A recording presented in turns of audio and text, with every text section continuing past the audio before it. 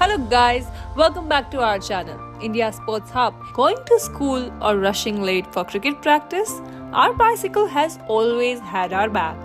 It has been there for us on the busy streets, zigzagging through the traffic, carrying us with ease. But have you ever stopped to think, the bicycle you ride so effortlessly is part of a sport with rich history and deep passion. A sport with roots that trace back to the 1930s. Filled with the untold stories of grit and determination. The Union Cycliste Internationale, the global governing body of cycling, represents 201 national federations, 5 continental confederations, over 1,500 professional riders, and 2 billion bicycle users worldwide. That's an enormous network of people connected by love for cycling. But in India, cycling is still finding its footing on the global stage.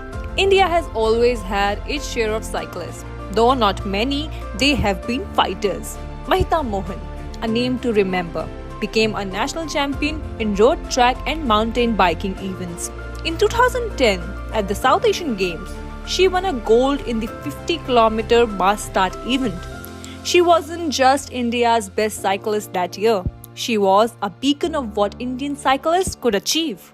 Young cyclists like Ronaldo Esow Alben, Rajat Singh Younglim and Jem Singh Kethalapam are carrying forward that legacy. These young athletes are not just competitors, they are pioneers. In 2019, this quartet made history, winning the men's team sprint gold at the World Junior Track Cycling Championship in Frankfurt. Esow Alben, barely out of his teens, clinched a silver in the individual sprint and a bronze in the caravan. They are not just medals, they are moments that put India on the world cycling map. In 2022, at the Asian Track Cycling Championship in New Delhi, India's cyclists stunned the world by winning 9 medals, 1 silver and 8 bronze. It was India's best ever performance at the continental level, and Ronaldo with a silver in the men's sprint, became the first Indian to win an individual silver at the Asian Championships. Moments like these are what inspire the next generation of cyclists in India. But as Theodore Roosevelt once said, nothing worth having comes easy. Cycling is no small feat. It has 8 disciplines: road, track, mountain bike, BMX racing, BMX freestyle, cyclocross, trials and indoor cycling. Out of these, 5 are Olympic events. It's the 3rd Olympic sport in terms of medals awarded, 66, and athletes quota, 528. And yet, India still has a long road ahead. There is progress. Events like the Tour of Nilgiris and Randonneuring are becoming more popular. The HCL Cyclothon, in partnership with the Uttar Pradesh government, is providing elite cyclists with a platform to showcase their talent, inspiring the youth to embrace cycling not just as a sport, but as a way of life. But let's be honest, cycling in India still lacks the prominence it deserves. And that's a challenge we must face head-on. The 2028 Olympics are on the horizon, and India's cyclists are dreaming big. For them to make it there, we need infrastructure, velodromes, world-class training centers.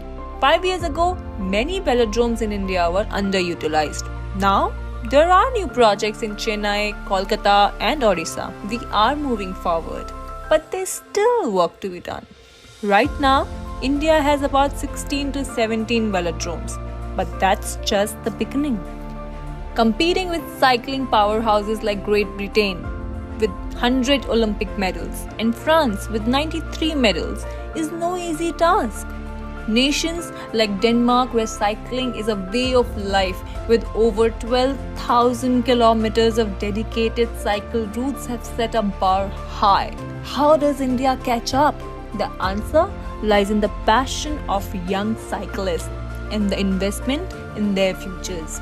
India's cycling community is evolving, and with the right infrastructure, certified coaches and opportunities, we can make a global mark. The future is bright.